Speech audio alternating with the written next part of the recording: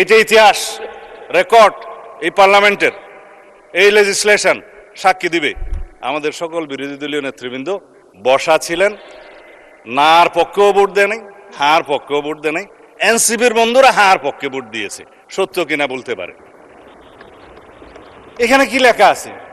সাব্যস্ত ঐতিহাসিকভাবে, এই আইনগতভাবে, উভয় পক্ষের স্বীকৃতি পাবে লেখা আছে, বাংলাদেশের মহান স্বাধীনতা অর্জনের লক্ষ্যে পাকিস্তানের বিরুদ্ধে যুদ্ধ লিপ্ত হইয়া হানাদার ও দখলদার পাকিস্তানি বাহিনী এবং তাহাদের এই দেশীয় সহযোগী রাজাকার আল বদর আল শামস, তৎকালীন মুসলিম লীগ, জামাত ইসলামী, নেজামে ইসলাম এবং দালাল ও শান্তি কমিটির বিরুদ্ধে মুক্তিযুদ্ধে সক্রিয় অংশগ্রহণ করিয়াছেন। এই সকল বেসামরিক নাগরিক উক্ত সময়ে যাহাদের বয়স সরকার কর্তৃক নির্ধারিত নিম্ন বয়সের সর্বনিম্ন বয়সের মধ্যে এবং সশস্ত্র বাহিনী, east Pakistan rifle, EPR, police বাহিনী, মুক্তি বাহিনী, প্রবাসী বাংলাদেশ সরকার ও উক্ত সরকার কর্তৃক স্বীকৃত অন্যান্য বাহিনী, নৌ কমান্ডো, কিলো ফোর্স, আনসার সদস্য এবং বাংলাদেশের নিম্ন বর্ণিত নাগরিকগণ বীর মুক্তিযুদ্ধে অন্তর্ভুক্ত হইবেন। তার মধ্যে বীরঙ্গনা হয়েছে, নার্স, ডাক্তার, চিকিৎসকদেরকেও বলা হয়েছে। এটার নাম হচ্ছে বীর মুক্তিযোদ্ধার ডেফিনিশন। ইতিহাস সাব্যস্ত হয়ে গিয়েছে, সম্মত হয়েছে। এটা নিয়ে যেন আর কখনো বিতর্ক আমরা না করি জাতীয়ভাবে, এই অনুরোধ থাকলো। বিভক্তি আর চাই না, স্বীকৃত দলিল। মুক্তিযুদ্ধের ডেফিনিশনে কি বলা হয়েছে? 1971 খ্রিস্টাব্দের 26 মার্চ থেকে 16 ডিসেম্বর পর্যন্ত একটি স্বাধীন গণতান্ত্রিক রাষ্ট্র হিসাবে বাংলাদেশের জনগণের জন্য সাম্য, মানবিক মর্যাদা ও সামাজিক ন্যায় বিচার প্রতিষ্ঠার আকাঙ্ক্ষায় হানাদার ও দখলদার পাকিস্তানি সশস্ত্র বাহিনী এবং তাহাদের সহযোগী রাজাকার আল বদর আল শামস, তৎকালীন মুসলিম লীগ, জামাত ইসলামী, নেজাম ইসলাম এবং দালাল ও শান্তি কমিটির বিরুদ্ধে পরিচালিত যুদ্ধ, যাহার নাম মুক্তিযুদ্ধ, সাব্যস্ত হয়ে গিয়েছে। ফেলে দিলাম মাননীয় স্পিকার, আর কখনো কথা বলার প্রয়োজন নাই। এখন বাংলাদেশের ইতিহাস নিয়ে যদি আমি কথা বলি 1971 থেকে 2026 পর্যন্ত, এগুলো অনেক কথা ঘাটাঘাটনি হবে। অনুরোধ করেছেন আমরা যেন ওইদিকে না যাই। আমি বিস্তারিতভাবে বলবো না, সম্মত হয়েছি। কিছু কথা রেকর্ডে না রাখলেই নয়, সেজন্য মাননীয় স্পিকার, আমি কি এখানে কাউকে জাতীয় বেঈমান বলতে পারি?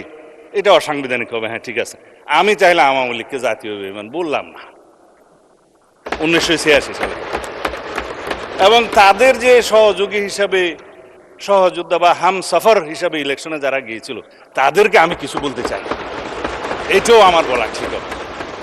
এখন আসি মাননীয় স্পিকার, এই সংসদে কথা বলবো বলে ইমোশনাল একটু বক্তৃতা দেই। কতকাল অপেক্ষা করেছি। আমার ক্ষেত্রে সেটা 19 বছর, আপনার ক্ষেত্রে কত বছর জানেন? 19 বছরই হবে। মাঝখানে এই সময়গুলোর মধ্যে কত পানি গড়িয়ে গেছে মাননীয় স্পিকার, কত সংগ্রাম, কত ত্যাগ, কত রক্তদান, গুম, খুন। আমি নিজে গুম হয়ে নির্বাসনে থেকেছি 9.5 বছরের মতো, বিদেশে গিয়ে জেল খেটেছি। আজকে এগুলো নিয়ে আন্ডারমাইনিং করে যারা করে, তারা কেউ কেউ বিদেশে বসে করে, কেউ দেশীয় দোসররা করে কি কারণে? আমাদের ডেমোক্রেটিক স্ট্রাগলটাকে যারা আন্ডারমাইনিং করার চেষ্টা করে, তারা বাংলাদেশের এই ছাত্র গণ অভ্যুত্থানের ইতিহাসকেও হয়তো একদিন কলঙ্কিত করবে। এককভাবে কেউ কোনো সংগ্রামে জয়ী হয় নাই। 2024-এর ছাত্র গণ অভ্যুত্থানের ভিত্তি সোপান একদিনে নির্মিত হয় নাই।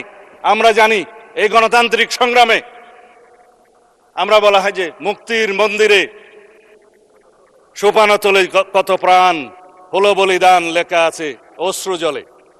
তারপরে কি আছে মাননীয় স্পিকার? যারা স্বর্গগত তারা আজও জানে যে স্বর্গ থেকে প্রিয় মাতৃভূমি। এগুলো সব কবিতা, গান।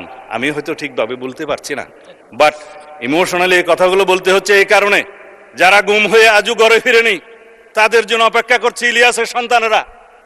তার সঙ্গিনী এখনো বাতায়ন খুলে বসে থাকে, তার স্বামী কোনোদিন আসবে বলে। আমরা তাদের কাছে কি জবাব দেব? আমার স্ত্রী সন্তানরা যেমন একটা আমার অনিশ্চিত জীবনের সময় অপেক্ষা করেছে, আমি বুঝি সেই ব্যথা। আর কেউ বুঝুক বা না বুঝুক, কবরের মতো একটা জায়গায় 5 ফিট বা 10 ফিটের জায়গায় ছিলাম। আমাদের এখানে আরো অনেক সহপাঠী আছে, সহকর্মী আছে, যে ব্যারিস্টার আরমান আছে, আর অনেকে আছে যারা সেই গুমের শিকার হয়েছে, যারা ফাঁসির কাস্টে ছিল। তাদেরকে কি জবাব দেব? আসুন আমরা এমন একটা বাংলাদেশ বিনির্মাণ করি যার প্রত্যাশা আমাদের শহীদরা করেছেন, যার আকাঙ্ক্ষা আমরা করেছি, যার আকাঙ্ক্ষা 71-এর শহীদরা করেছেন।